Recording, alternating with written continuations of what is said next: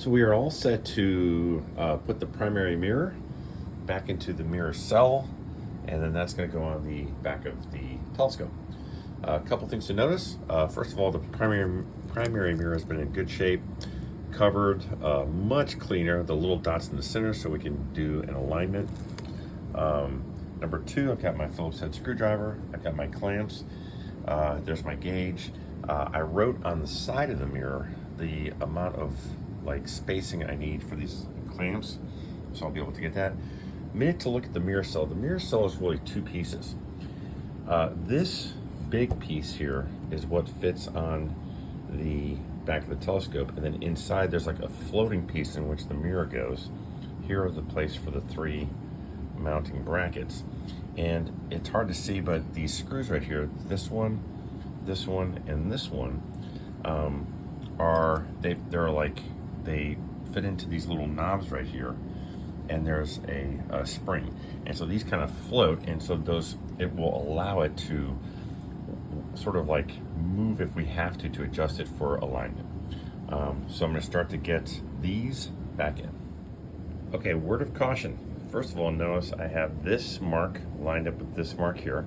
Not that it matters a whole lot. Second, when I use my Phillips head screwdriver, slow and steady wins the race. You don't want it to hit the mirror. There's no coating on this mirror as a protective coating, or at least not one that would stop a screwdriver from hitting it. Okay, so now I've got these back in, and one of the things I just want to show, here's my feeler gauge, and it's just a nice friction fit, and I did it on all three of those.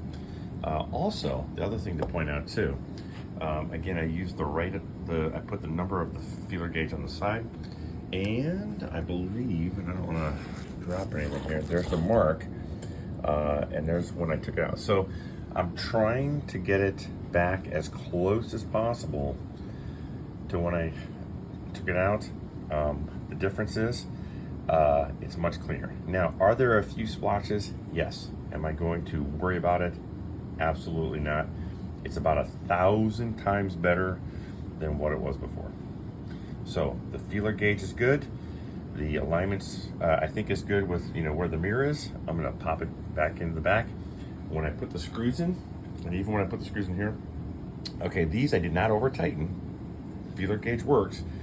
If you over tighten it, it will flatten the mirror. If it flattens the mirror, it will never focus. And then for these, I'll put in the screws.